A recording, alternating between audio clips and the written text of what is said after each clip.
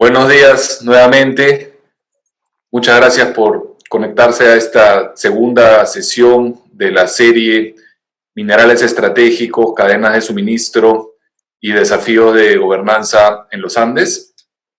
Esta es una serie organizada por NRGI con apoyo de la GIZ y que tiene un bloque este año 2020 con 4 sesiones y un segundo bloque en el año 2021 a partir de febrero, donde vamos a ver algunos casos específicos y vamos a discutir ya en términos concretos al final cuál sería la agenda para organizaciones de sociedad civil respecto de los minerales estratégicos en los Andes. En la sesión anterior, que fue la semana pasada, a mí me tocó hacer una presentación introductoria.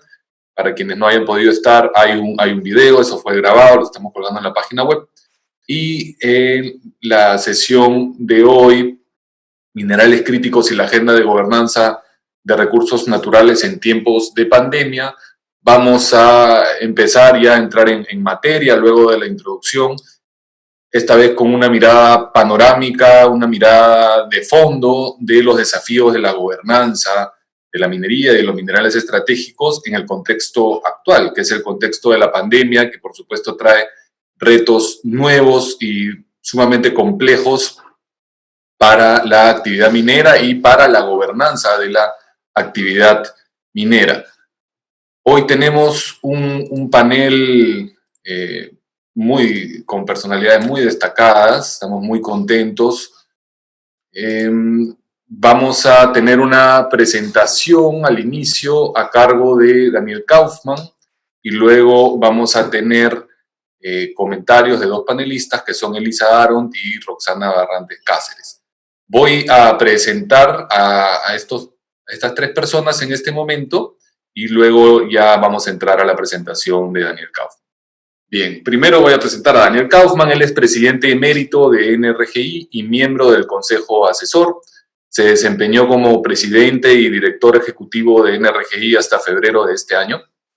Daniel es economista, pionero en gobernanza y lucha contra la corrupción. Fue miembro de la Junta Internacional de la Iniciativa para la Transparencia de las Industrias Extractivas EITI, el grupo asesor de alto nivel sobre anticorrupción e integridad del secretario general de la Organización para la Cooperación y el Desarrollo Económico y el grupo asesor de expertos en transparencia del Banco Interamericano de Desarrollo, BID. Es investigador en Brookings Institution y director del Instituto del Banco Mundial. Ha publicado artículos en revistas académicas, de políticas y en medios de comunicación sobre diversas áreas de la economía y la gobernanza. Daniel tiene una maestría y un doctorado en economía en la Universidad de Harvard. Elisa Aront es doctora, investigadora del Instituto del Ambiente de Estocolmo, Latinoamérica. Elisa Aront lidera la línea de investigación sobre combustibles fósiles y transiciones justas del SEI, Latinoamérica. Tiene una maestría en políticas de ciencia y tecnología para la sostenibilidad de la Universidad de Sussex en el Reino Unido y una maestría y doctorado en geografía de la Universidad de Clark en Estados Unidos. Su investigación se ha enfocado en temas de gobernanza de las industrias extractivas, la ciencia, tecnología e innovación para el desarrollo inclusivo y sostenible, especialmente con enfoque regional. Y Roxana Barrantes Cáceres es economista de la Pontificia Universidad Católica del Perú, PhD por la Universidad de Illinois en Urbana-Champaign. Actualmente es profesora principal del Departamento de Economía y directora de la Maestría de Economía de la Pontificia Universidad Católica del Perú e investigadora principal del Instituto de Estudios Peruanos, IEP.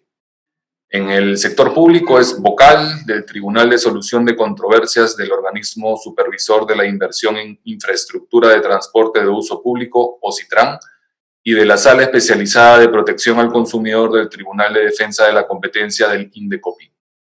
Cumple ad honorem como presidenta del Consejo Supervisor Continental de Solidaridad Network y miembro de su Consejo Supervisor Internacional. Asimismo, preside la Comisión de Selección para la selección de una integrante del Consejo Directivo de la Superintendencia Nacional de Educación Superior Universitaria, SUNEDU, en la categoría docente de universidad pública en ejercicio.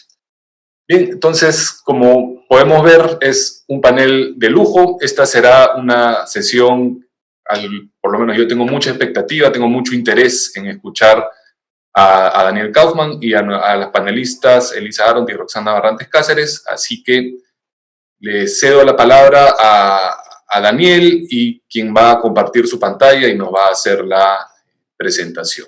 Adelante, Daniel. Buenos días, supongo que estamos todos en la mañana, ya que no deben haber muchos de otras regiones, pero es un gran gusto y honor estar conjuntamente con todos ustedes. Muchas gracias, Juan Luis, por la invitación y la presentación, y quería también mencionar el honor y lo especial de estar hoy día conjuntamente con expertos como Elisa Arondt y Roxana Barrantes, más aún Juan Luis Damar mismo, el cual fue muy modesto ahora porque solo dijo que hizo una introducción la semana pasada, pero en realidad fue una gran presentación con ya muchos temas para todo el resto de las sesiones y muy contundentes. Entonces, sin más allá, lo que haré es expandir de donde ya comenzó Juan Luis, aunque si no tuvieron la oportunidad todavía de verlo, habrá que verlo, pero también esta sesión, lo que presentaré, se puede ver como en sí mismo. Pero lo que quiero hacer primero, antes de dar el formato de los puntos y temas que abordaré, es dar una introducción expandiendo la agenda de gobernanza desde la introducción más que hizo Juan Luis la semana pasada, cuando él habló y presentó una perspectiva para agenda de gobernanza, entre muchas otras cosas que presentaste, incluyendo tanto material sobre los minerales críticos, pero tal agenda de gobernanza que mencionaste la semana pasada, basada en un reporte muy reciente del Banco Mundial, es de la importancia y el enfoque de minimizar impactos, específicamente y resumiendo en quotations, entonces aquí algunas palabras, pero eso es lo que decía la presentación y el reporte del Banco Mundial, es básicamente la noción de que las actividades extractivas podrían tener implicancias ambientales y sociales si es que no se manejan responsablemente para abastecer la demanda creciente de energías renovables. Obviamente hay más también, pero de eso quiero proponer, y esto obviamente va a ser también para discusión y debate. Nadie tiene la Biblia sobre estos temas, está todo evolucionando mucho, especialmente en los días de hoy con los cambios tecnológicos, con la matriz energética que está cambiando y con la pandemia. Así que lo que quiero proponer para discusión es expandir tal perspectiva, más allá de un enfoque que es importante, pero que es solamente de minimizar el impacto minero. Un enfoque que también que mire y que en cuanto a las reformas de gobernanza al nivel nacional y al nivel sectoral, las cuales conlleve a una exitosa estrategia para desarrollar todo el sector y beneficiar a todos los ciudadanos. Entonces, obviamente, eso iría más allá de las implicancias ambientales y sociales, que son muy importantes, obviamente, de las actividades extractivas mismas, porque para tal éxito, para que haya una estrategia exitosa de eso, la estrategia nacional es sumamente importante. Importante la inversión, tanto pública pero privada también, el marco regulatorio legal, las regalías y la repartición de beneficios para que todos se beneficien es muy importante también, entre otras. Estoy resumiendo porque no quiero quitar demasiado tiempo al principio. Entonces, comencemos sobre este análisis de gobernanza desde una perspectiva ya amplia. Para, para poder enfatizar de que esto no es abstracto o académico, y la noción de que hay que ir en contra de los hilos en cuanto a ampliar esta perspectiva, aunque el enfoque sea minero.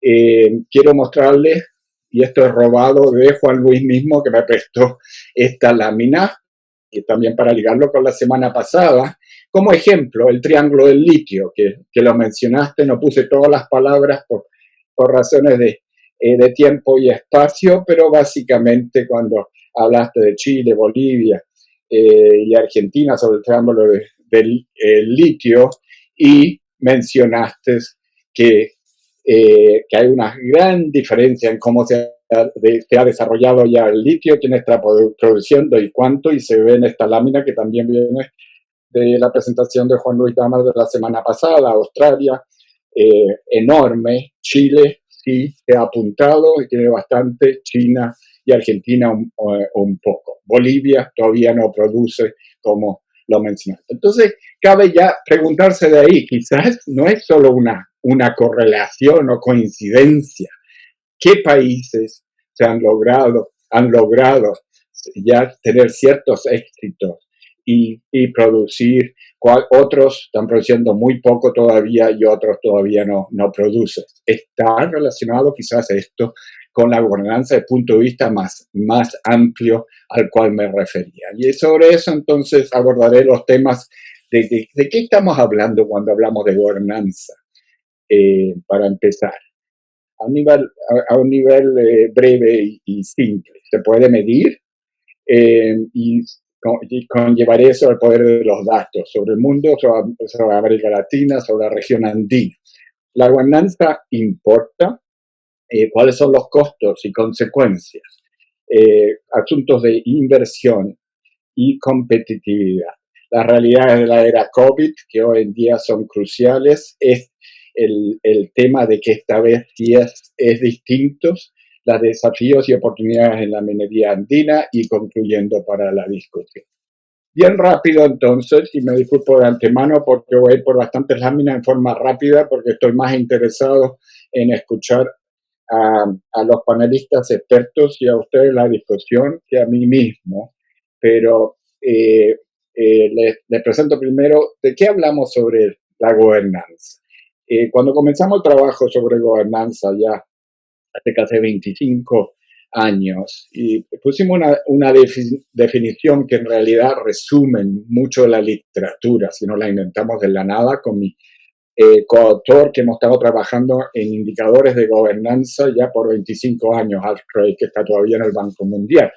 Y definimos gobernanza como el conjunto de tradiciones e instituciones a través de los cuales se ejerce una autoridad, la autoridad en un país. Ahora hay que desempacarlo. Entonces, específicamente, hay tres componentes clave de gobernanza. El componente de gobernanza político, el componente de gobernanza económico y el componente de gobernanza institucional o de respeto institucional. En cuanto al componente político, es el proceso por el cual aquellos en autoridad son seleccionados, monitoreados también y reemplazados.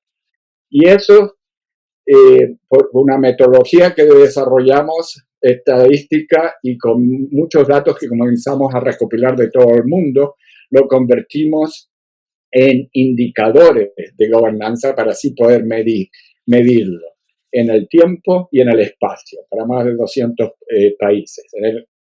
En cuanto a la gobernanza política, 2 indicadores. Cada uno de los 3 componentes tiene 2 indicadores para un total de 6 indicadores de gobernanza. En este caso, el político es si en el país hay voz ciudadana y rendición de cuentas. un punto de vista democrático, libertad de expresión, etcétera. Y el segundo indicador, que cubre un aspecto distinto de la gobernanza política, es hasta qué punto el país tiene estabilidad política y ausencia de gran violencia y terrorismo. En cuanto al aspecto de gobernanza más económica, es básicamente la capacidad del gobierno para formular e implementar políticas y para proveer los servicios públicos a la ciudadanía, a la población. De nuevo, esto lo desempacamos y convertimos en dos indicadores más de gobernanza, que son los roles del gobierno. Uno, básicamente, la calidad del servicio público, la efectividad del gobierno y de la burocracia, y el segundo es el marco regulatorio, que es otro rol muy distinto y muy importante. Por último, pero tan importante, en cuanto al aspecto de gobernanza institucional, está el respeto de los ciudadanos y el Estado a las instituciones que gobiernan las interacciones entre ellos. Y esos, los dos indicadores que entran aquí, que son para los cuales los medimos, es la calidad del Estado de Derecho, de la aplicación, no lo que está en los libros, pero la aplicación e implementación del Estado de Derecho o imperio de la ley, decimos en algunos países, y el otro, muy importante, el control de la corrupción. Eso pone también en perspectiva el gran desafío en muchos países de controlar la corrupción. Controlar la corrupción, el asunto de la corrupción no es lo mismo que gobernanza. Gobernanza es mucho más amplia. Gobernanza es mucho más amplia también que Estado de Derecho, como lo vemos ahí, y mirándolo en forma abarcadora, hay que ver todos estos puntos que varían entre los distintos países. Ahora, esto no es para aburrirlos y para tomar mucho tiempo, pero es para decir, ténganme un poco de confianza, por lo menos por los próximos 20 minutos, de que esto no viene del aire, sino vienen de datos, estos indicadores y datos vienen de más de 30 fuentes de todo el mundo. Ninguna de ellas es nuestra misma. Es muy importante tener una pared entre el analista de los datos y los que proveen los datos, así que nosotros no ponemos ninguna opinión nuestra al respecto, solo pusimos un modelo y un algoritmo para poder organizar, agregar y poner todos los datos en forma digerible. Esto es un ejemplo de lo que ocurre desde ya hace un par de años, pero si ponemos los 200 países no caben en un gráfico, pero si ponemos unos 50, por ejemplo, para mostrar de que un par de asuntos. Por un lado, podemos sacar un estimado para cada país y lo sacamos anualmente para los 210 países, pero somos transparentes y precisos sobre el grado de imprecisión de estos datos. Afortunadamente, el grado de imprecisión no es fatal y sí se pueden hacer inferencias e implicaciones. El grado de imprecisión lo ponemos muy transparentemente al tope de la barra de cada uno. Lo que ven ahí es un grado de imprecisión. Entonces no se puede correr la carrera de caballos precisa y decir que Nueva Zelanda, que está ahí número 1, es mejor que Noruega o que Finlandia. Son todos parte del mismo grupo que son modelos en cuanto a gobernanza. En este caso es el control de la corrupción. Pero como no es tan grande el margen de error, gracias al hecho de que agregamos de tantas fuentes distintas y la metodología que usamos, sí se pueden hacer inferencias de distintos grupos de países y también en el tiempo si hay cambios bastante grandes y significativos. Entonces, por ejemplo, los países que están en rojo oscuro están en crisis de gobernanza, en este caso de corrupción. Los del medio, los amarillos, están mediocres con muchos desafíos, pero no en crisis, y los verdes están en otro tema. Otra forma de mostrar todos estos datos es mostrarlo como un mapa de gobernanza. Aquí se ve todo el mundo. Si a algunos de ustedes les parece que sencillamente copié del web, esto es la verdad. Lo tenemos todo en el web. Pueden ir a govindicators.org y ahí llegan eh, a eso. Ya ven cuánta diferencia hay. Esto es sobre voz democrática y rendición de cuentas. Esto es sobre la calidad del marco regulatorio. Hay una varianza enorme, no solo en el mundo, pero dentro de cada región. Todo este tema de que se puede generalizar dentro de una región. Si uno mira los datos detenidamente, uno tiene que ser muy franco con uno mismo y decir hay que mirar por país, porque hay diferencias enormes. Se ve, por ejemplo, en cuanto a la calidad del marco regulatorio, que países como Canadá, Estados Unidos y Chile están bastante bien y no muchos otros en las Américas. En cuanto a la corrupción, es interesante ver de que Canadá está bastante mejor. Hoy en día, esto recientemente, hasta finales de 2019, que Estados Unidos, aún más ahora. Países como Estados Unidos no son los modelos de gobernanza ya hoy en día, sino son los nórdicos, Nueva Zelanda, Canadá, etc.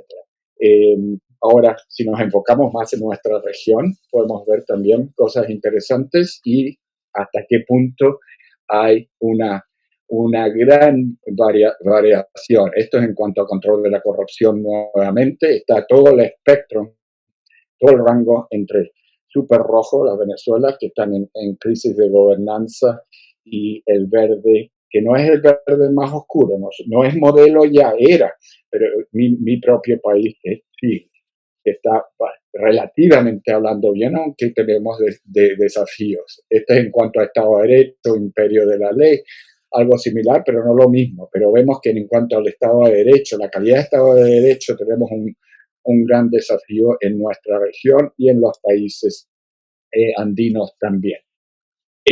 La otra forma, si uno está interesado en un país, seguir mucho más en profundidad, es mirar el país, mirar cada indicador y mirarlo en el tiempo. Aquí doy solo varios ejemplos súper rápidos de los países representados en estas sesiones. Miren los últimos 20 años para Ecuador, por ejemplo, donde se ven ciertos avances, especialmente recientemente en cuanto al control de la corrupción comparado con el pasado, y en cuanto a más estabilidad política, y en cuanto a voz y rendición de cuentas democrático también ha habido ciertas mejoras, pero de todas maneras todavía está debajo del medio mundial en eso, así que está el asunto del vaso medio lleno o medio vacío. Pasamos rápido como gran contraste y probablemente el desafío más grande en cuanto a gobernanza hoy en día en América Latina, y se ve qué trayectoria, porque el de más arriba es el 2000, el del medio es 2010 y el de más abajo para cada indicador es finales de 2019, el más reciente. Todos estos datos no incluyen la época de la pandemia, obviamente,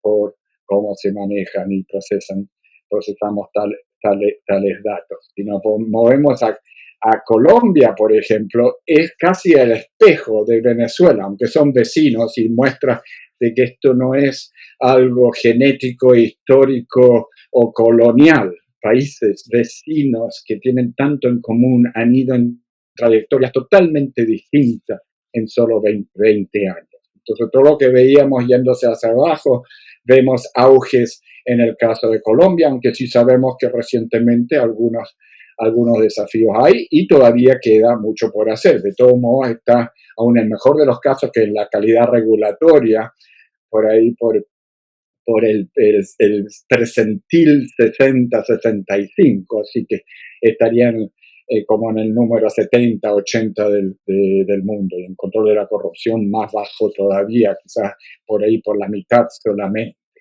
Bolivia, tenemos un desafío, obviamente, no como el caso venezolano, obviamente ya ha habido ciertas cosas que no han funcionado,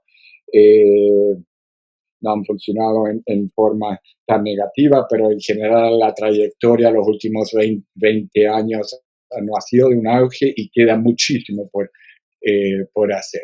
Y en Perú es más mixto, pero con niveles ya más altos que algunos de los vecinos, básicamente entre, realmente entre Bolivia y Chile.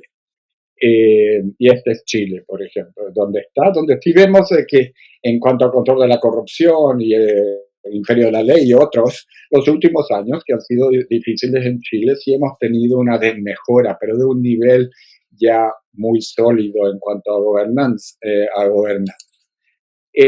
Entonces, lo mostraba eso y mostraba a los países porque no podemos escapar, por lo menos la pregunta de que si acaso esta mirada más amplia no tendrá que ver también no solo con lo que mostré que de la semana pasada del triángulo del litio y quién ha desarrollado más, ¿no?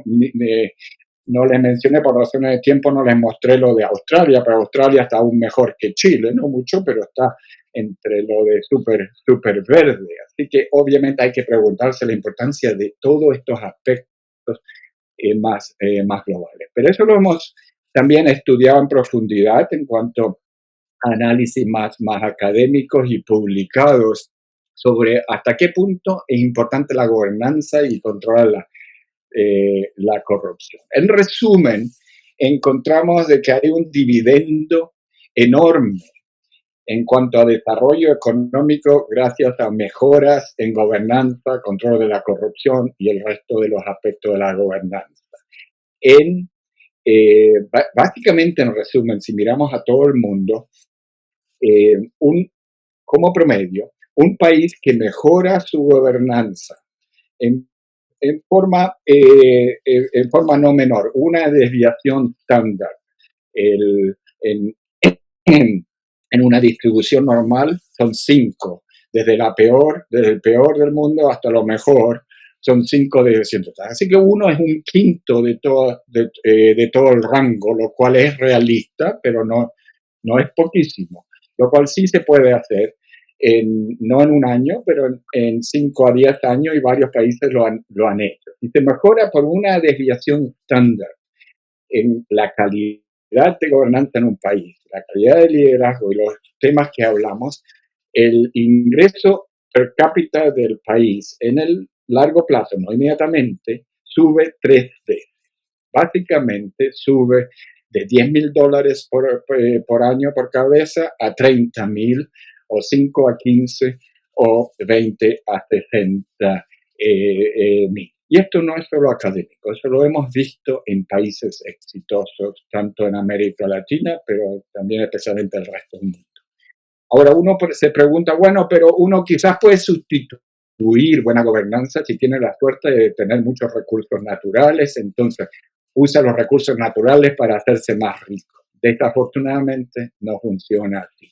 Y conocemos bien la maldición de los recursos naturales. Si uno tiene mala gobernanza, en realidad es aún peor el impacto si el país tiene recursos naturales que si no los tiene. En vez de 3-1, la relación se convierte en como 4-1 y lo vemos en las barras o las columnas azules oscuras, que hay una relación aún más grande. Entonces la importancia de gobernanza es aún más si uno es rico en recursos naturales, en resumen. No es solo sobre ingresos per cápita donde vemos el impacto. También lo hicimos en cuanto a salud, especialmente en cuanto a mortalidad infantil, se reduce 1/3 los países que mejoran gobernanza por una desviación estándar y también se mejora en educación y controla el analfabetismo de la misma forma. Pero no solo eso, también están los aspectos económicos y de competitividad. Aquí vemos la relación muy estrecha en este gráfico en cuanto a la relación muy estrecha entre el control de la corrupción y cuál es la competitividad de países según el World Economic Forum. Así que son dos bases de datos totalmente distintas. En cuanto a cuánto cuesta tomar préstamos soberanos en el mundo. ¿Cuánto le cuesta a un país tomar grandes eh, eh, el rendimiento de los bonos soberanos? Países que tienen baja gobernabilidad o baja gobernanza, alta corrupción, tienen que pagar un, un, un dividendo, tienen que pagar sobre el LIBOR más de 1.000 puntos básicos adicionales, dice, es 10 puntos de porcentaje. Un Chile tiene que pagar como un 2% sobre el LIBOR y un Egipto tiene que pagar un 12% sobre eso. Eso también es la otra la cara de la moneda, de que se la piensa 5 veces y lo que costaría atraer a un inversor extranjero a un país si uno no tiene la gobernanza. Sobre el aspecto de salud pública, que es más puntual que mostrar, que lo hice recientemente, el análisis en cuanto a cómo se está manejando la pandemia. La capacidad de testear, por ejemplo, está totalmente relacionada con estos indicadores de gobernanza, ya sea con la efectividad del gobierno, control de la corrupción, lo muestro ahora, pero también así, básicamente, no, y esto no sorprende. La tasa de positividad, obviamente, también está muy relacionada con la calidad de gobernanza. Y muy importante también es cómo se ha manejado la economía en cuanto al economic stimulus que se ha hecho en algunos países mejor que en otros. La calidad durante la pandemia ha habido grandes diferencias dependiendo de la gobernanza del país mismo.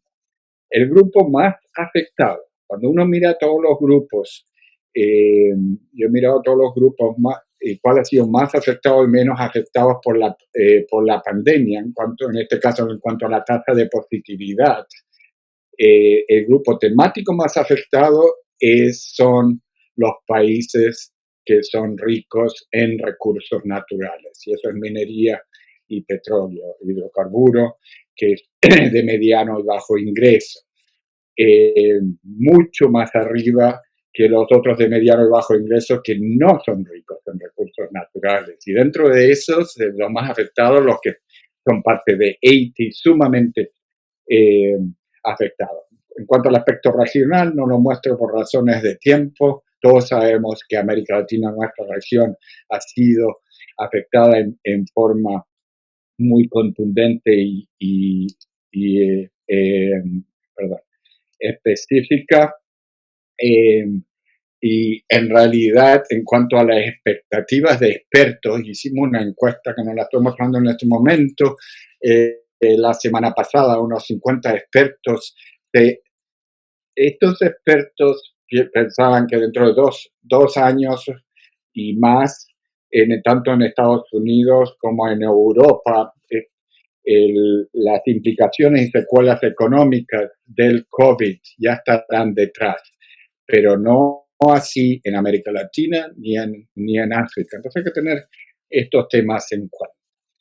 Rápidamente, moviéndonos a qué se puede hacer para mejorar la gobernanza, qué son los temas más importantes también para la sociedad civil, enfocarse cuáles son los factores detrás de corrupción y falta de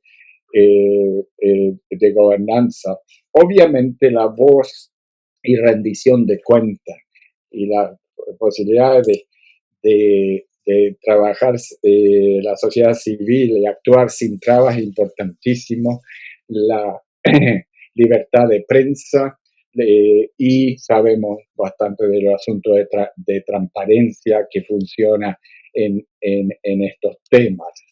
Quería mencionar rápidamente en todo esto, no podemos dejarlo atrás, un aspecto que no se le daba la suficiente importancia en el pasado de corrupción a alto nivel o de falta de gobernanza a alto nivel, va más allá de la corrupción tradicional, que es lo que hemos llamado la captura del Estado, que también incluye ciertas formas de corrupción legal. La estamos viendo hoy en día muy claramente en los últimos años en un país como Estados Unidos, por ejemplo, pero esto ha sido bastante prevalente en muchos países en América Latina, que es muy distinto que la forma tradicional de mirar a la corrupción, que es más administrativa y burocrática. La gran diferencia es de que siempre nos enfocamos y se medía qué es lo que ocurre cuando se implementan las reglas del juego, si hay sobornos o si hay manipulaciones y todo eso, sin enfocarse lo suficiente en quién y cómo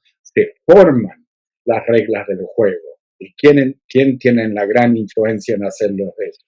Y ahí las élites políticas económicas y en colusión, frecuentemente no solo entre ellos, pero también con la élite política, tales élites privadas que sí incluyen multinacionales, influyen las normas y reglas. Ejemplos emblemáticos recientes, obviamente, está el caso de Odebrecht y Petrobras, pero hay muchos otros. Entonces, no podemos sencillamente solo enfocarnos en lo más administrativo y tradicional. Hemos hecho estudios en el pasado que hay gran diferencia de los costos para países que sí tienen mucha captura del Estado, donde es muy prevalente en cuanto a tanto inversión y producción del sector privado, ocurre mucho menos. Trabajamos mucho en países en transición de la ex Unión Soviética al respecto, que fueron muy afectados por la captura del Estado. Pero también en América Latina tenemos en muchos países, incluyendo hasta cierto punto en mi propio país, Chile, cabe mencionar. Y sí encontramos que para mitigar, los países que logran mitigar, mejorar eso, tener gran competencia política, voz ciudadana, libertades civiles es crucial, pero también tener mucha competencia de punto y reformas económicas son muy importantes en ese sentido. Comienzo a resumir ya hacia al final, en la recta final, pero para recalcar que estamos en una época, en una encrucijada muy especial, donde no podemos mirarlo todo como lo mirábamos en forma un poco más estática o gradual antes. Hay una nueva realidad que tenemos donde hay un sexteto muy potente, el cual interactúa entre ellos y tiene implicaciones enormes para todos nuestros países, que incluye las vulnerabilidades muy serias en cuanto a gobernanza, que acabamos de mencionar, el proceso muy incierto todavía y no controlado del COVID, más un sistema bastante débil de salud pública en muchos de nuestros países, e incluye en eso lo que ha ocurrido en Estados Unidos en cuanto a la noción de salud pública. Los desafíos enormes económicos, también macrofiscales, incluyendo deudas, y conocemos muy bien lo que está ocurriendo en cuanto a empleo y el gran auge de crecimiento de la pobreza, niveles de pobreza. Y todo esto durante la gran necesidad y el desafío del cambio climático, medio ambiente y sostenibilidad más general, incluyendo obviamente el asunto del medio ambiente. Para los hidrocarburos, más aún que para la mayoría de la minería, hay un desafío adicional que es enorme, que es la demanda decreciente debido a la necesidad de bajar la producción y el consumo de los fósiles. Y todo esto está también relacionado con más tensiones sociales, también hay aspectos muy serios políticos que se han discutido y se van a discutir más, las demandas ciudadanas y una gran desigualdad que está creciendo en un gran número de países durante esta época pandémica. Así que esta combinación conlleva que esta vez es distinto. Al mismo tiempo, hay una gran oportunidad, entre ellas el desarrollo de minerales críticos. Y también hay una gran oportunidad porque cuando hay una crisis de este tipo es cuando ocurren las oportunidades de tener un liderazgo que se comprometa a mejorar la gobernanza. Pero ahí hay un requisito que se necesita un desarrollo y reformas de gobernanza a cada nivel. Eh, y me voy a referir rápidamente a concluir sobre esto, pero sin, antes de eso, y esto resume mucho de las cifras y los números y gráficos que me he mencionado, este es el dilema que tenemos en cuanto a países con muchos recursos naturales comparado con los que no tienen recursos naturales. Y esto es controlando sobre ingresos, son los países de ingresos medianos y bajos, sin los más industrializados, digamos. Vemos aquí que el nivel de gobernanza, en este caso el control de la corrupción, pero el resto no es distinto, es mucho más bajo que para los países con los mismos niveles de ingreso, que no son ricos en recursos naturales. Y no solo eso, durante estos 20 años, incluyendo durante el auge de los recursos naturales, con los precios, con el superciclo, el boom y todo eso, no hubo una mejora en nuestros países, sino una mejora, aunque leve, comparado con el otro que ya estaba, el otro grupo que ya estaba mucho más alto y que subía. Obviamente, una de las agendas importantes, hablando ahora de soluciones de lo constructivo, es toda la agenda de transparencia. Y ahí yo creo que es muy importante y hablarlo en forma muy franca, la importancia de ir a otro nivel en cuanto a transparencia radical. El AT, que ustedes lo deben conocer, todos los presentes, ha sido una organización muy importante, una iniciativa muy importante al respecto. Yo soy sesgado porque estaba en el board, en el directorio por 6 años, pero por ejemplo todavía no es un requisito dentro del AITI de que hay que ser totalmente transparente sobre las reservas que uno tiene de todos los minerales, que es algo clave y surgió también en la semana pasada como ejemplo. Y también quedan otras lagunas sobre los costos de producción. No hay ningún requisito al respecto. Y sobre los que sí hay requisitos, la implementación todavía tiene que mejorar muchísimo. Queda mucho pendiente para una transparencia más radical y podemos hablar de los distintos elementos de que haya mucho más transparencia, especialmente sobre la matriz energética y sobre los efectos nocivos de petróleo y al respecto. Concluyendo, entonces, como vimos, hay un enorme dividendo de mejorar la gobernanza en forma amplia y eso tiene implicaciones enormes no solo para los países ricos en recursos naturales, no solo para los países que son ricos en minerales y en minerales críticos, sino también para el sector mismo, porque tiene mucha implicación también para la inversión, para la gestión. Ha habido avances en algunos países y cabe mencionar, hay mucha variación, pero queda muchísimo por avanzar. Entonces, en cuanto a desafíos pendientes y cosas que se puede enfocar y podemos profundizar hoy con los panelistas y otros expertos y en las próximas sesiones. Está todo el aspecto de demanda, el lado de la demanda es la gobernanza, la voz ciudadana y rendición de cuentas. En algunos países todavía hay muchas trabas al respecto, las libertades totales de los medios de comunicación y lo que hablamos, transparencia radical, incluyendo usando datos abiertos, inteligencia artificial y todo eso. El aspecto del marco legal, independencia judicial y marco regulatorio es un tema crítico y va a ser crítico para los minerales críticos también. Ya eso estuvo viendo algo la semana pasada y se va a ver en el futuro. Reformas del sector público, lo que se llama Public Sector Reforms. Ahí hay toda una agenda que de lo más tradicional se sabe algo, pero se necesita voluntad política y capacidad.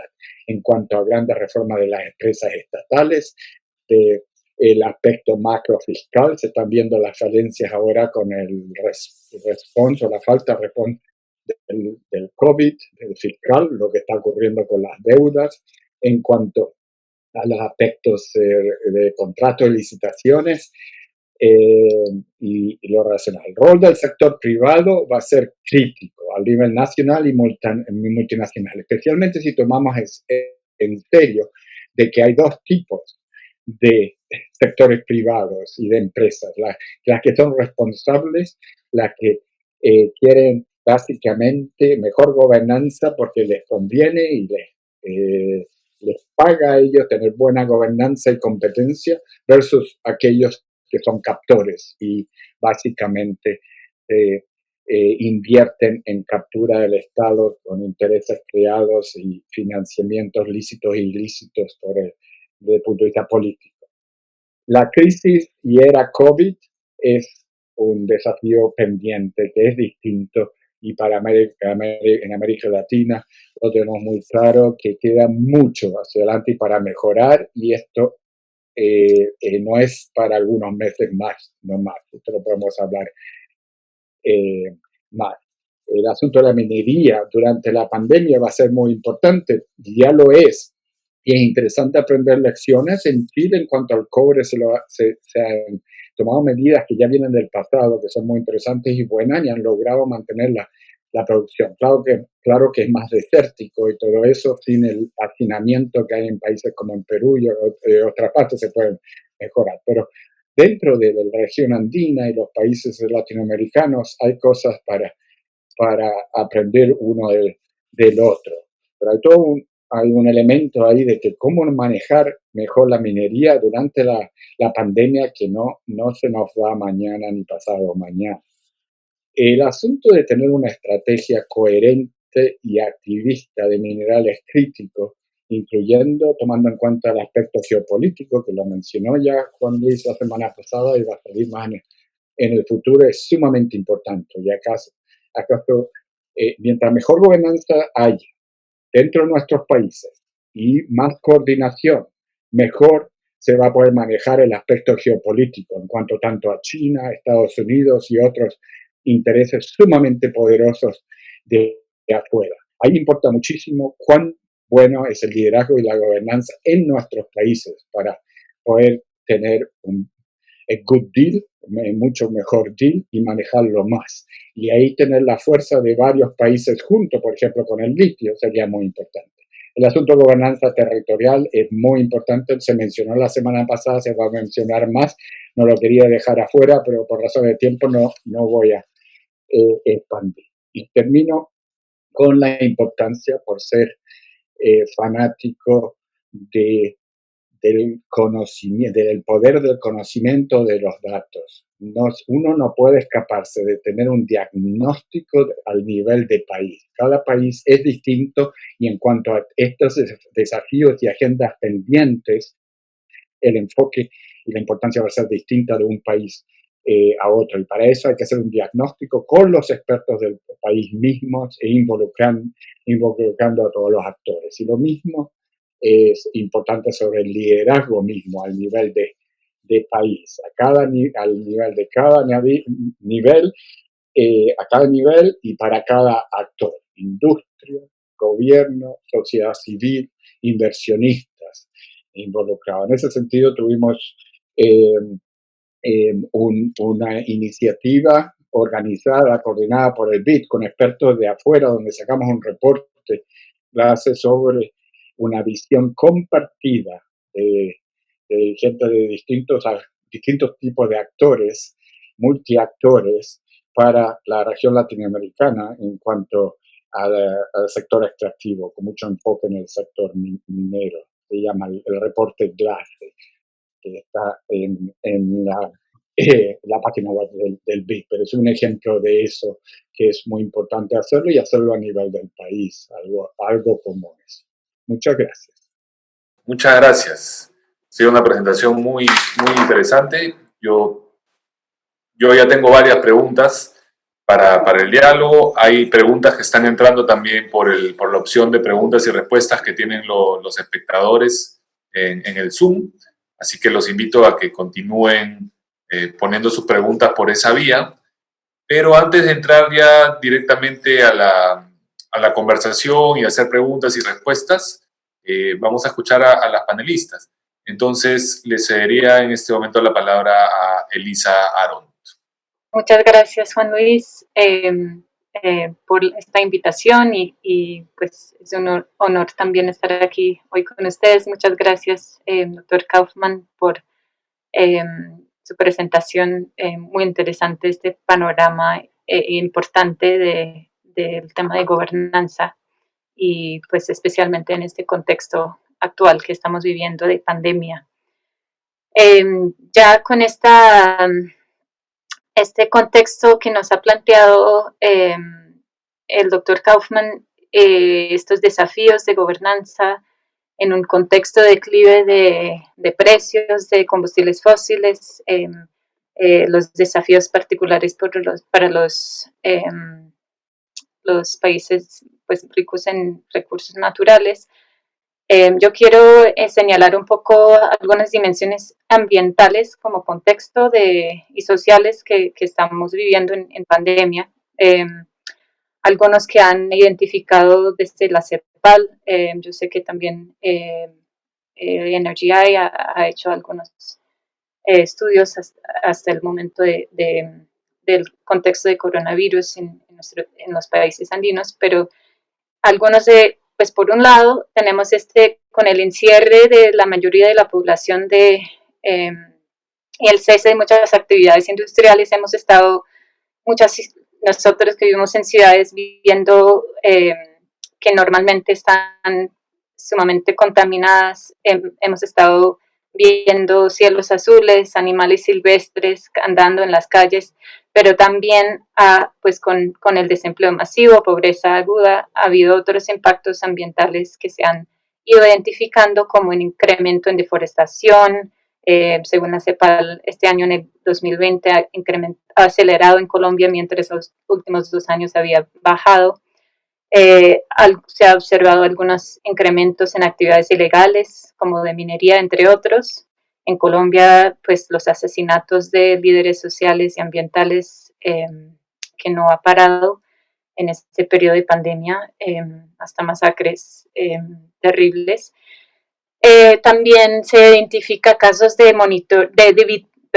debilitamiento de monitoreo ambiental, primero por las restricciones de movilidad en cuarentena, pues no se puede llegar a muchos sitios en físico, pero también en términos institucionales, pues los esfuerzos de austeridad han significado recortes en algunos presupuestos ambientales y de personal. Y pues específicamente en minería, muchos países ha seguido, pues la actividad minera ha seguido activa por ser considerada como actividad esencial, pero muchas veces ha sido pues a capacidad reducida por la demanda baja de mercados internacionales. También otro contexto aquí en este periodo por la pandemia, se aplaza la conferencia de cambio climático este año, pero a la vez en este periodo, como se hablaba creo un poco la semana pasada, ha habido unos anuncios importantes o compromisos alrededor de la transición energética a nivel internacional, como el del nuevo Pacto Verde Europeo, el European Green New Deal, el anuncio de China hace poco acerca de su compromiso climático, también hablaron creo que de China la semana pasada, pero este anuncio que se compromete a llegar a su pico de emisiones antes del 2030 y a neutralidad de carbono, carbon neutral, antes de 2060, tiene pues unas implicaciones importantes, tanto geopolítica, pero también significa que para los mercados, los productores de recursos, por ejemplo, de combustibles fósiles y recursos naturales, entre otros estratégicos, entre China y la Unión Europea, 1/3 del PIB mundial está en camino a cero emisiones netas, que pues tiene un impacto significativo.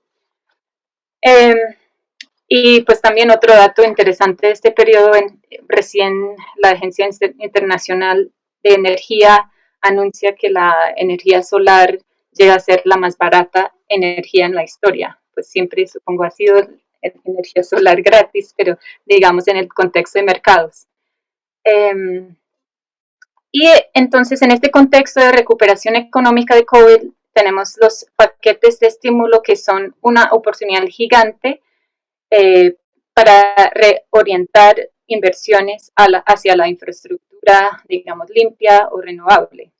Pero lo que hemos visto hasta ahora, nosotros desde SEI estamos involucrados en una iniciativa que se llama el Energy Policy Tracker, un rastreador, una base de datos para rastrear los programas de estímulo, iniciando con los países de G20, pero hemos visto que sigue habiendo un compromiso masivo hacia los combustibles fósiles. Aun mientras crecen los compromisos hacia las energías limpias, hasta la fecha, este año se calcula alrededor de 232 mil millones, billions of dollars, a combustibles fósiles, 52% de toda la inversión pública al sector energético, que se compara con 36% hacia las energías limpias. Eso, pues, son cifras agregadas que se puede agregar en muchas historias importantes ahí, pero el punto es que es un periodo muy incierto para productores de combustibles fósiles, especialmente exportadores. Y pues yo estoy basada aquí en Colombia y si hacemos un zoom al carbón, pues aún antes de la pandemia había prácticamente un consenso internacional que el carbón está en declive y tiene que ser por su alto impacto en emisiones. Pero se ve que los planes de producción de Colombia, como otros países, sigue pues encima de lo que se requiere para enfrentar el reto de cambio climático que tenemos. Otro reporte de SEI, que es el informe de la brecha de la producción, el Production Gap Report del año pasado, ya pronto vamos a lanzar el otro. Esto es un reporte con las Naciones Unidas, calcula que a nivel internacional, para el 2030, los países planean producir 150% más carbón de lo que sería consistente con el calentamiento global de 2 grados centígrados, o 280% encima de lo que sería consistente con 1.5 grados, como bases límites para manejar el clima. Escenarios de BP estiman que la demanda seguirá cayendo en los próximos 30 años. Entonces, la pandemia es una ventana a lo que viene. En Colombia, en el segundo trimestre de 2020, había casi 50% menos exportaciones de carbón. Han parado la producción, varios productores aquí en el país. Hay pues huelga de Cerrejón, entre otros. Hay pues una dinámica importante para Colombia en este contexto. A la vez, siguiendo este panorama, hay incertidumbre acerca del futuro de la demanda para minerales críticos, pues la expectativa es el crecimiento de mercados para renovables no convencionales, como ya se ha señalado, pero también es incierto cómo va a ser la demanda, entre otros por la posibilidad de reestructuración de las cadenas de suministro. Depende mucho yo sé que hablaron esto un poco la semana pasada, pero el futuro del reciclaje, el cambio tecnológico, el tema de la automatización es un tema para todo el sector minero con implicaciones importantes en empleo, cómo el sector maneja las necesidades cómo va a manejar las necesidades de reentrenamiento, impactos más allá de las rentas. Hay ejemplos de nuevas producciones, programas de producción nacional de baterías. La Unión Europea tiene meta de proveer 80% de la demanda de litio de Europa desde fuentes europeas para el 2025. Entonces, este panorama no es tan clara, es un poco lo que quería señalar, hay otros ejemplos. Pero con todo este contexto variado y complejo, quiero pasar 3 puntos principales que veo urgentes y conectados con los asuntos de gobernanza mencionados por el doctor Kaufman. Uno para regiones de productoras de carbón y otros para el contexto de minerales estratégicos en el contexto de transición energética y los renovables. Pues para las regiones productoras de carbón, otras regiones dependientes de la producción de combustibles fósiles, toca pues pensar en cómo se puede apoyar a las transiciones justas y a la diversificación económica como parte de estas transiciones como procesos democráticos e inclusivos, pues hasta la fecha la discusión sobre las transiciones justas en la región ha sido relativamente limitada. Pues Colombia tiene un pacto para la generación de empleos verdes con la Organización Internacional del Trabajo, pero todavía no hay mucho detalle. Chile menciona las transiciones justas en su NDC, pero realmente con los desafíos que nos plantea el doctor Kaufman, ¿cómo debemos pensar estas transiciones? Algunos colegas de SEI han propuesto 7 principios para guiar estos procesos, que podemos pues entrar en más detalle después en la discusión, pero pues son apoyos a las regiones afectadas, apoyos para trabajadores, sus familias, en las comunidades alrededor, la rehabilitación ambiental de zonas productoras, de las minas, enfrentar, solucionar desigualdades ya existentes, asegurar un proceso de planeación inclusivo y transparente y evitar profundizar el lock-in de carbono y creación de más perdedores en el contexto de transición y finalmente pues estimular o apoyar a la descarbonización. En este contexto de debilidades y desafíos de gobernanza, hay retos en cada frente, en cada pues, área. Por ejemplo, regulaciones acerca del cierre de minas son fragmentadas. En el contexto de Colombia, las desigualdades de regiones de producción de carbón son especialmente altas en comparado aún solo con otras regiones en Colombia. Pues la descarbonización también tiene que ser un proceso inclusivo. Digamos, los retos con los primeros proyectos de renovables eólicos en La Guajira. Pero estos puntos nos dan son unos puntos de partida, digamos, importantes para trabajar y creo que algunos de los últimos puntos que comentó el doctor Kaufman de la gobernanza a nivel territorial y el rol a ese nivel es muy, muy importante. También, pues, también quería comentar y pues ahí creo que el trabajo de NRGI ha sido importante para los minerales críticos nuevos o digamos renovados en la transición energética. Las preocupaciones de gobernanza son algunos de los viejos y algunas preocupaciones que se empeoran en el contexto de pandemia. La preocupación por la carrera hacia el fondo que han estudiado Juan Luis y otros colegas de NRGI. Solicitudes para reducir las regulaciones ambientales o de consulta previa, tema de transparencia o la falta de transparencia, pero también hay algunos que consideran con estas crecientes preocupaciones ambientales o creciente sensibilidad ambiental en el contexto de pandemia, vinculada a la más visibilidad del tema de salud, que puede ayudar a reformar o construir estándares diferentes en temas ambientales y sociales, incluso entre las cadenas de suministro para hacerlas más sostenibles. Aquí hay una suposición en parte que los consumidores interesados en vehículos eléctricos, por ejemplo, van a estar más preocupados por su huella ambiental, entonces pueden empujar las empresas a mirar su cadena de suministro entera, incentivando acciones hacia la sostenibilidad, pero también es una oportunidad de repensar estas estructuras y dinámicas.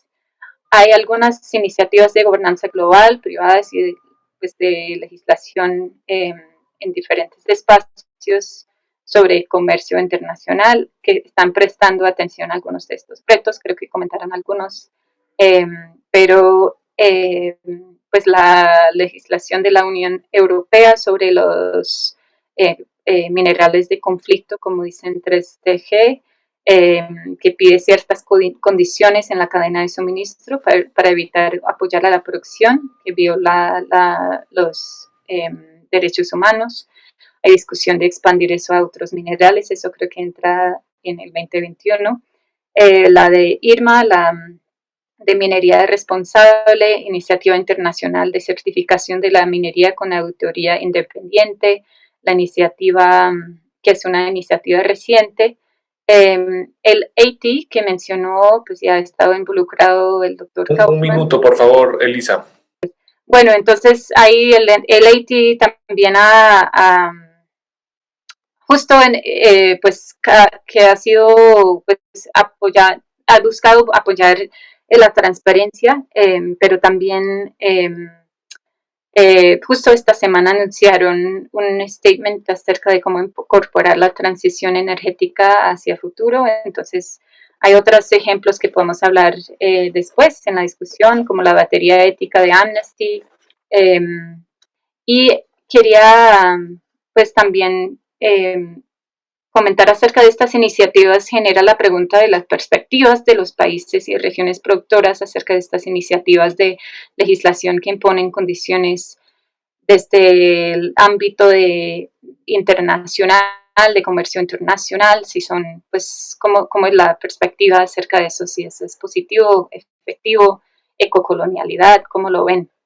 Y pues para finalizar, perdón, yo quiero pues resaltar que la recuperación económica de COVID nos presenta una oportunidad de reestructurar, y repensar y reinvertir, pero hay muchos retos, tanto los que han comentado el doctor Kaufman de gobernanza, de intereses, de transparencia. Pues retomamos después la idea de transparencia radical, y pues me gustaría que hablemos un poco más sobre qué significa eso. Y pues también, segundo, quiero resaltar que la diversificación es una prioridad en cualquier caso, porque pues la dependencia, que sea en combustibles fósiles o es pasar los huevos de una canasta a otra, genera vulnerabilidades muy problemáticas. Y finalmente, las iniciativas para promover las transiciones justas y los pactos verdes pueden ser más atentos a las discusiones y retos de minerales críticos, cómo vincularlas mejor. Y eso creo que también es otro punto para discusión. No solamente dejar de usar los fósiles de forma responsable y justa, sino también pensar en cómo en la extracción de minerales que sea más justa, aunque eso podría ser una construcción para algunas, pero que pensemos en compartir mejor los beneficios. Bueno, ya ahí dejamos que, pues especialmente en este contexto de COVID, tenemos retos particulares. Muchas gracias. Perdón. Gracias, Elisa. Muy bien, pasamos directamente a los comentarios de Roxana. Es realmente para mí un honor ser parte de un panel que tiene a Daniel Kaufman de presentador y como copanelista a Elisa. Yo me imagino que ya están tomando nota que Elisa tendría que ser una de las expositoras principales y tener un panel en una futura oportunidad por la riqueza de lo que ha compartido con nosotros como Bullets, ¿no? Muchísimas gracias a los organizadores por tenerme en este momento aquí y voy a ir rápidamente a los comentarios. Los comentarios los voy a enmarcar desde la posición reciente que tuve como presidenta de la Comisión para el Desarrollo Minero Sostenible. A algunos les suena esto como un oxímoron, pero precisamente creo que todos estamos en el trabajo de que no lo sea, porque aún en un contexto de energía sostenible vamos a necesitar minerales, unos más que otros, y vamos a tener que establecer la gobernanza para poder explotarlos de una manera que efectivamente cumpla con las tres dimensiones, por lo menos las tres dimensiones de la sostenibilidad: la económica, evidentemente también la ambiental, evidentemente también la social. Entonces, en esa medida, Perú, con la debilidad de los partidos, la debilidad del Poder Ejecutivo, ha visto una manera de resolver algunos de sus problemas de falta de estrategia, convocando a comisiones de notables para hacer una formulación de reforma política, hacer una formulación de reforma de los administradores de justicia, y también en el caso de minería, para hacer propuestas sobre el desarrollo minero sostenible, y yo tuve el honor también de presidir esta comisión. Ese es un elemento de base. El otro elemento de base tiene que ver con que, y acá estoy recogiendo un poco las discusiones sobre el tema de la pandemia, etcétera, es que creo que no estamos hablando lo suficiente con los macristas. Yo les llamo los macristas, la gente preocupada en la macroeconomía, quienes toman los ministerios de finanzas, de economía y finanzas, de hacienda, etcétera. Ellos están preocupados de una reactivación que varios de ustedes estarán de acuerdo conmigo, que es una reactivación a la bruta, ¿no? Tenemos que conseguir recursos para financiar todos los retos que nos está dejando la pandemia y lo tenemos que hacer en el más corto plazo posible. Si hay ganadores de corto plazo y es la minería, bueno, vamos adelante sin hacer ningún cambio. Y eso es un reto. Es un reto porque muchos de nosotros nos queda clarísimo que si sigue así, pronto la minería no va a poder darnos esos recursos.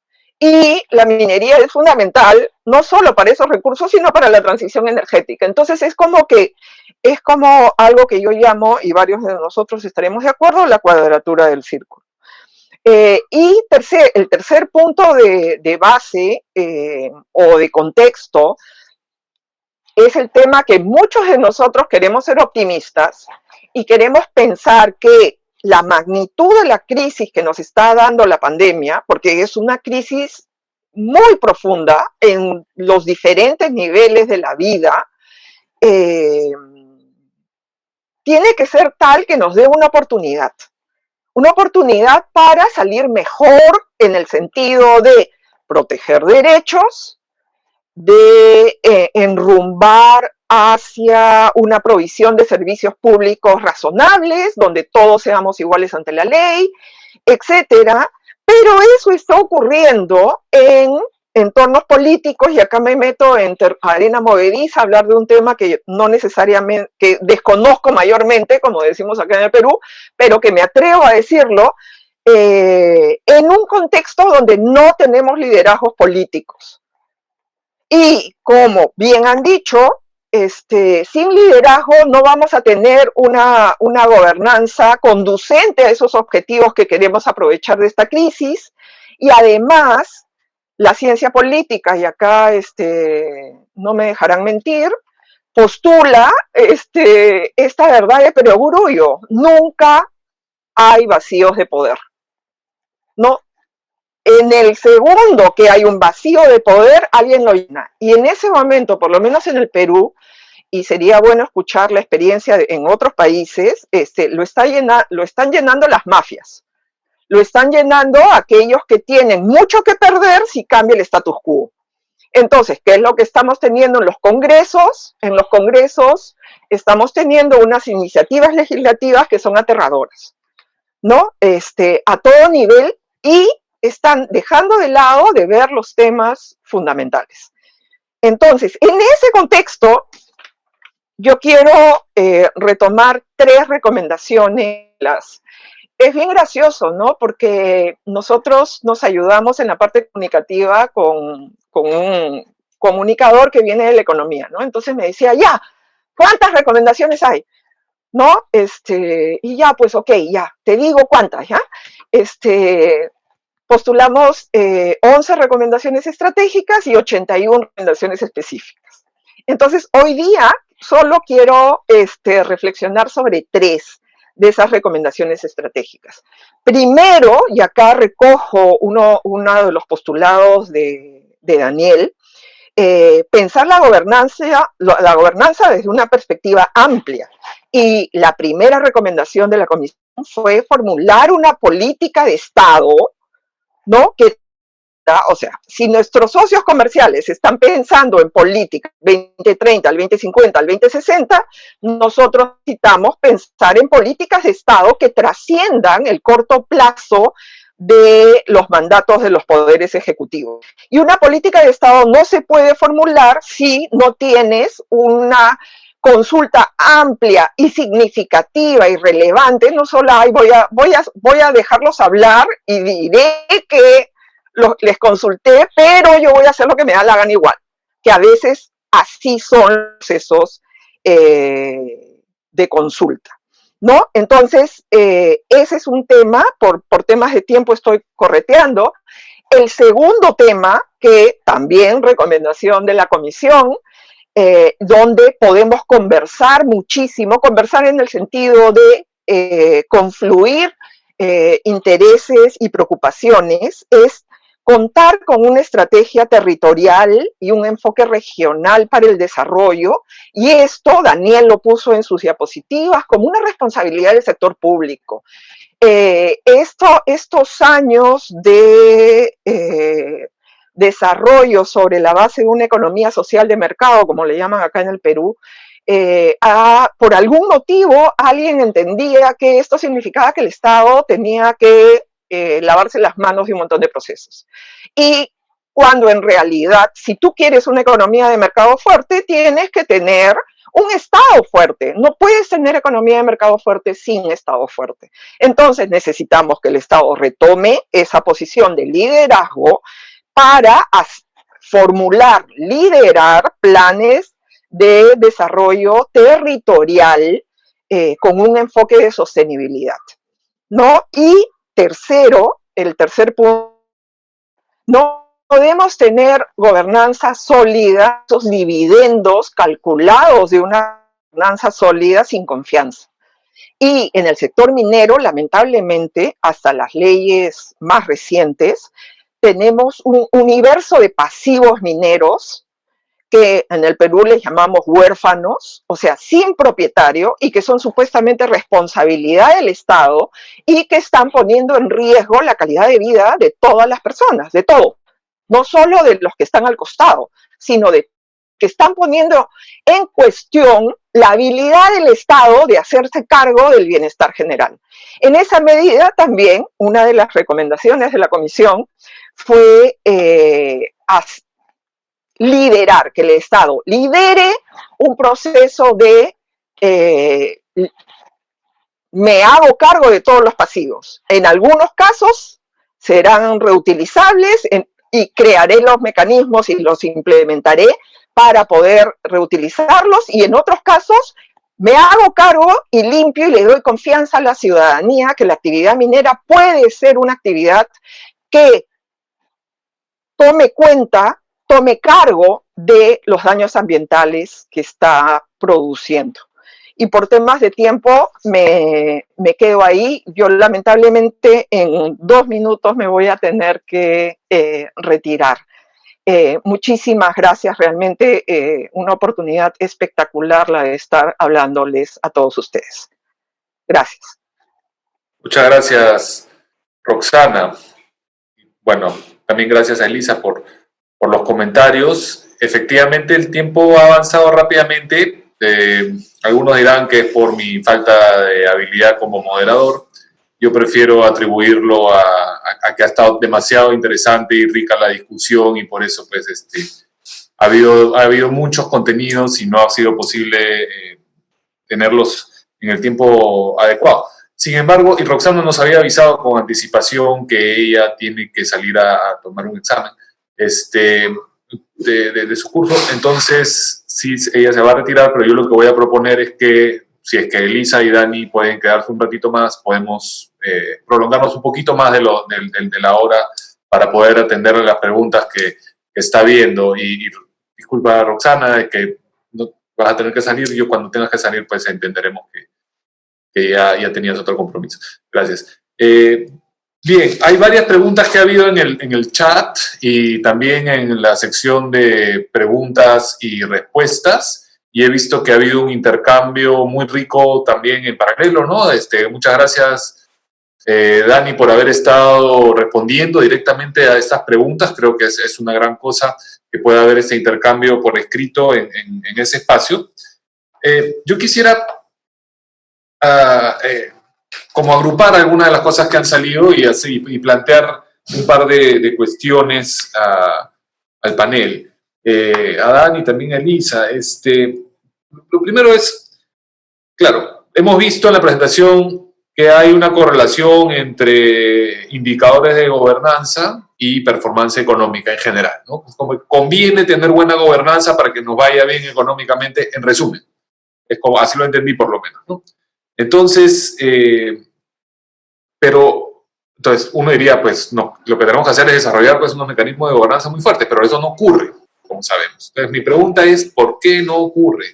Y esto tiene que ver con inercias, es por el tema de captura del Estado, por el tema de corrupción, intereses que previenen que se desarrolle un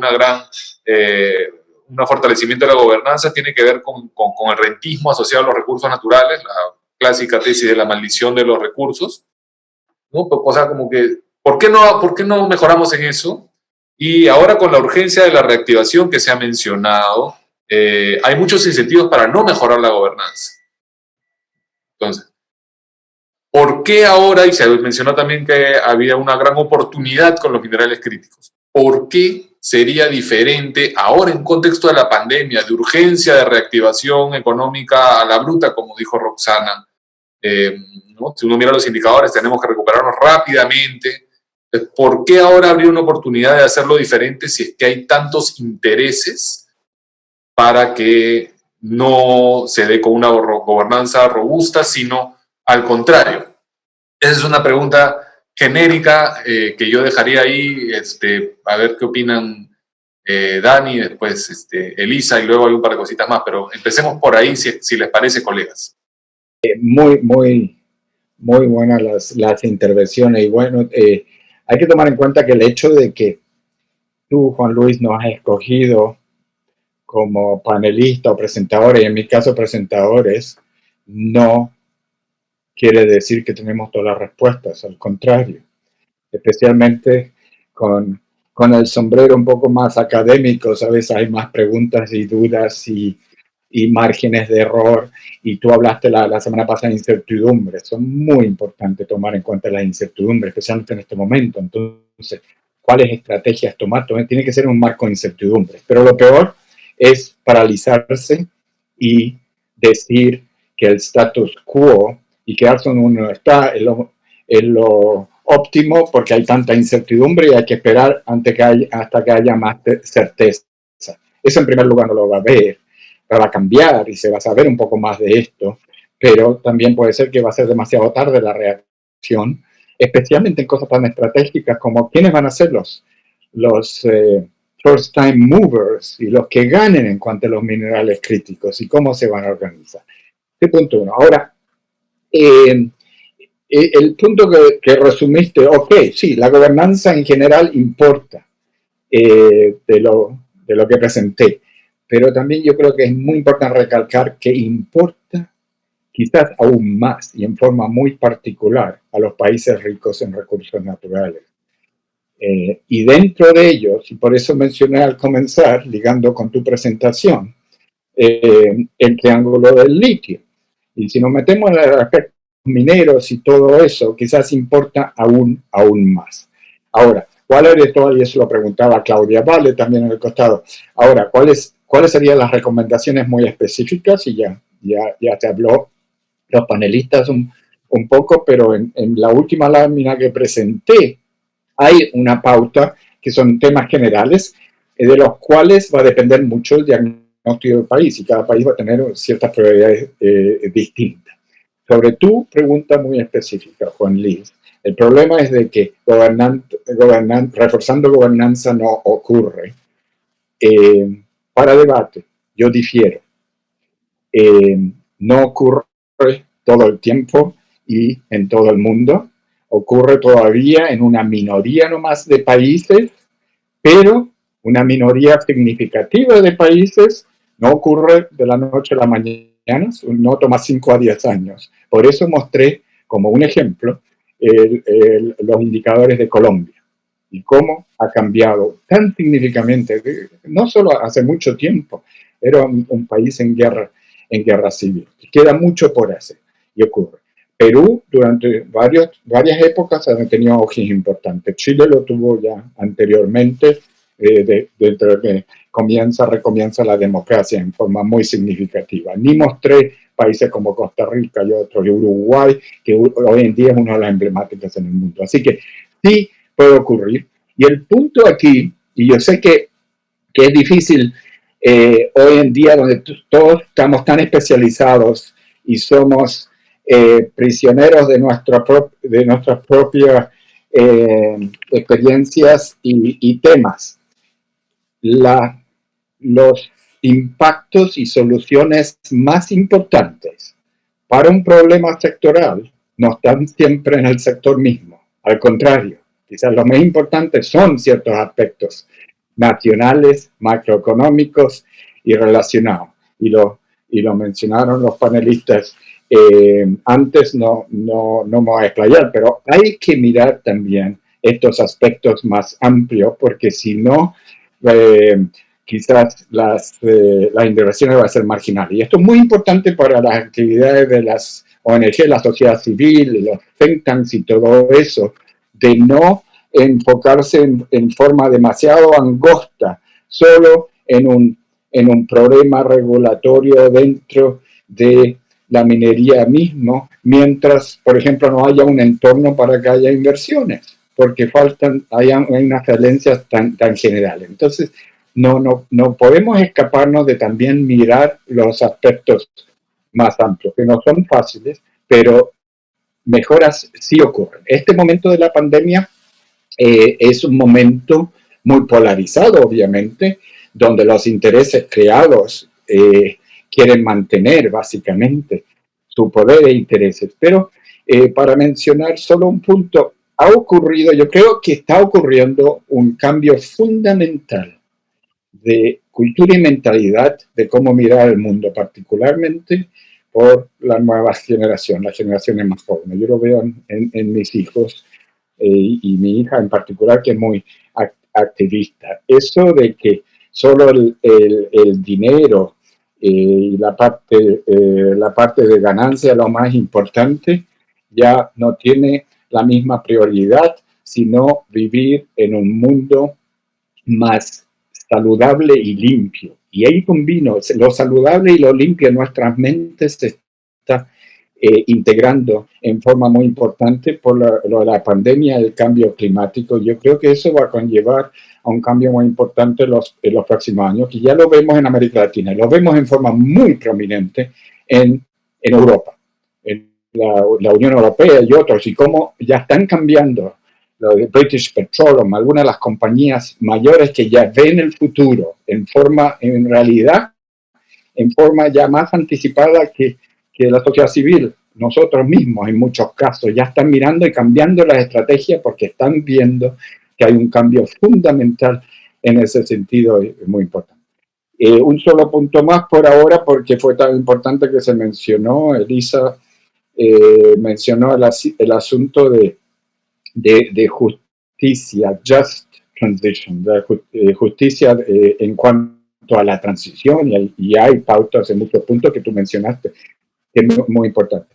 Yo creo que va a ser muy importante ser sumamente franco de que esto de considerar de que las estrategias de cambio y el cambio de la matriz energética va a ser todo win-win, como decimos en castellano, América Latina hoy día, es de que todos van a ganar y que no van a haber sacrificios o trade-offs. No es cierto, especialmente en países que son muy ricos en carbón y en hidrocarburos, en petróleo y otros, y algunos las minerías y otras no. Y en ese sentido, no hemos mencionado lo suficiente para una transición justa, mecanismos mucho más específicos, grandes y bien financiados de compensación, también al nivel internacional, para que haya una transición justa a nivel global, porque ¿quién se benefició de todo esto? Obviamente son los países ricos e industrializados,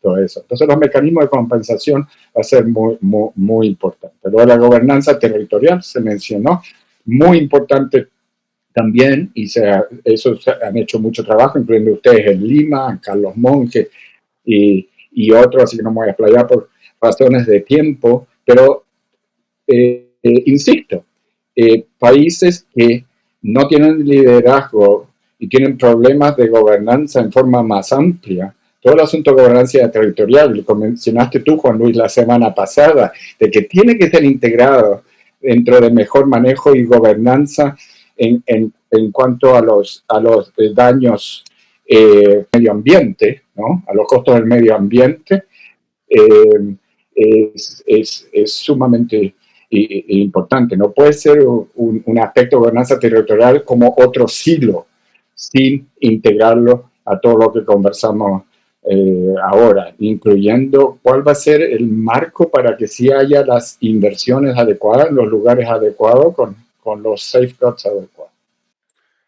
Gracias, Dani.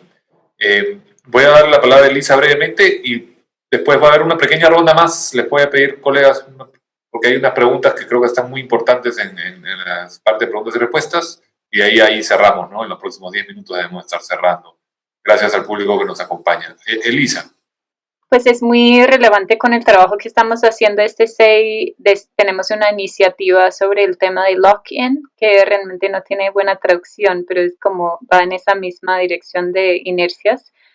Y esto lo estamos mirando específicamente lock-in alrededor del carbono, pero pues esa idea de inercias y cómo se genera cambio, pues es una pregunta clave. Y pues nosotros lo miramos, hay diferentes aspectos que mantienen el lock-in y pues de diferentes literaturas. Hay como tanto las dimensiones institucionales como económicos, como estábamos hablando, que sean regalías, que sean pues números de trabajos, empleos dependientes de un sector, tanto como culturales, y las narrativas y discursos alrededor de un sector, pues eso es el tema de gobernanza en particular, creo que entra ahí, porque es difícil de cambiar cuando hay como todo este conjunto de arreglos, tanto institucionales como culturales, como económicos, que van hacia una dirección y no es difícil generar cambio. Y entonces creo que en estos, ¿cómo se genera cambio? Pues hay diferentes teorías al respecto, pero pues por un lado son pues funcionarios innovadores dentro de sus instituciones que empujan y hacen cambios incrementales, pero por otro lado pues la ventana, la oportunidad de que generan choques externos ya a nivel como estamos experimentando con la pandemia, que es una oportunidad de generar cambio que muchas veces no sería, pues en el continuo de lo que estábamos viviendo es más difícil, y esta oportunidad sí genera una ventana de oportunidad. Pero es como aprovechamos esa ventana de oportunidad, y creo que fue justo ayer, creo que vi que también publicaron algo acerca de cómo negociar en Energy los impuestos en estos contextos de precios bajos. Y entonces este momento que hay ciertas vulnerabilidades y retos de estar en una posición difícil, por ejemplo, en países productores de petróleo o carbón, que se busca la solución, como decía Roxana, como salir de esto de forma bruta, rápida, pero no dejar en estos momentos que negociar como bad deals en este contexto solo por lo que hay una urgencia de responder porque hay necesidades reales, pero a la vez pues es pensar esta oportunidad, como decía Roxana, para realmente pensar hacia adelante para aprovechar y generar cambio en ese sentido. Excelente, muchas gracias. La última ronda. Hay dos cuestiones que voy a agrupar porque hay un montón de preguntas en el chat y en la sección de preguntas y respuestas, y todas son excelentes, pero voy a tomarme la libertad de agrupar. Una tiene que ver con esta mirada que hemos tenido, que básicamente es una mirada entrando desde lo cuantitativo y ya entrando a vestirlo después con cuestiones cualitativas, pero en índices como los que ha presentado Daniel, ¿cómo se incorpora el tema de la informalidad? Que es un tema muy importante en los países andinos. y que uno puede tener unos marcos regulatorios muy bien desarrollados, pero se estrella después con que la minería ilegal, la tal ilegal, y está por fuera de la operatividad del Estado, digamos. ¿Cómo abordamos el problema de la informalidad? Es lo primero. Y lo segundo tiene que ver con las coordinaciones entre países. Y se ha mencionado para el caso del litio esta idea de coordinemos, tener buenos acuerdos para la exportación de litio, para la producción de litio, sobre la base de que hacemos pues, coordinaciones entre los países que lo producimos. Pero también está la idea, y esto es algo que salió en el chat, de puede haber coordinaciones entre países para evitar una carrera hacia el fondo en estándares sociales y ambientales, en vez de que los países compitan con peores condiciones ambientales y sociales para atraer inversiones, podrían hacer coordinaciones entre ellos para tener un mínimo, digamos. O esto es una utopía, pues, no sé, que me acusarán de bolivariano o algo por el estilo, ¿no? De que es imposible hacer coordinaciones en el marco de los países andinos. O esto realmente es algo que deberíamos tratar de impulsar. Con eso lo dejo, colegas, antes del cierre. Gracias. Básicamente, hay que atraer la informalidad a la formalidad. Y el emblema de nuestro emblema chileno, por la razón o por la fuerza, no funciona, es anacrónico.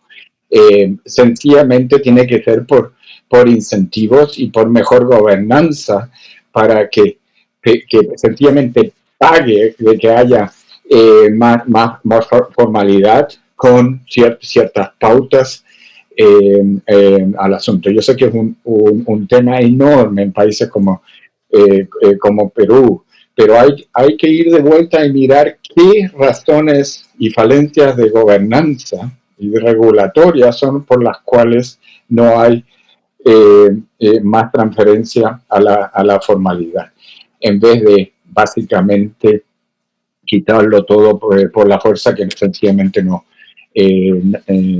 funciona. Y tuviste una pregunta muy rápida sobre ¿cuál era el otro tema que mencionaste que tenía? Coordinación entre países. Sí, coordinación de países. Bueno, hay dos puntos. Uno es la coordinación formal y actual. No es imposible y obviamente con cierto éxito para ellos, OPEC lo hizo y ha habido otros intentos. Yo creo que ahí entra el rol hoy en día muy importante de las organizaciones multilaterales trabajando en América Latina, ya sea el BID, la CAF, especialmente la CAF para la región andina, que podría jugar un rol muy importante en que haya cierta coordinación. Y aunque no haya un acuerdo desde el principio que sea totalmente formal en cuanto a todos los elementos, si es que hay un gran esfuerzo en cuanto a análisis y datos. Eso podría ayudar mucho, porque esto, si no, como ustedes han hecho y tú y tus colegas han trabajado sobre la carrera del fondo, puede ocurrir. Pero el problema con la carrera del fondo, si es que se hace bien el análisis, el país pierde al final con la carrera del fondo. Y pierde no solo por razones climáticas, pierde también desde un punto de vista financiero. Entonces yo creo que es muy importante para organizaciones como las nuestras, las tuyas, las de ustedes, y trabajando con la CAF y el BID y los países, y diseminar en forma masiva tal información de que el país va a salir perdiendo y quizás solo algunos intereses creados salgan ganando. Entonces básicamente transparentar cuál es. La información, quedemos claro que una transparencia radical a información puede jugar un rol implícito, indirecto, pero muy importante de coordinación, porque ahí los incentivos se alinean. Ahora, así que eso sería como por el intermedio, con un sustituto de que haya un acuerdo totalmente formal a la OPEC, que no va a ocurrir de la noche a la mañana. Gracias, Daniel. Elisa, no sé si tienes unas palabras finales brevemente antes del cierre. Sí, pues en cuanto al tema de informalidad, creo que es muy importante y no solamente pensar en pues minería informal, sino toda la economía alrededor de la producción, que pues no solamente directamente en minería, sino trabajos informales pues que toda una economía local alrededor, que eh, cuando uno empieza a pensar en transiciones justas, por ejemplo, es clave no solamente pensar en los trabajadores directos informales, sino toda la economía informal alrededor y cómo apoyar a esas personas y toda la comunidad. Y eso no solamente es en Colombia, pues la dinámica también en la India o en China, hay muchísimo, el número de personas dependientes alrededor de estas zonas es, es, eh, es muy alto. Entonces, también quería comentar en temas de la coordinación entre países, interesante como pues también a diferencia a esa legislación como de perspectiva de mercados importadores como la Unión Europea por imponer unas condiciones, sino como pensar en un OPEC, como decía, alrededor de acordar como ciertos estándares.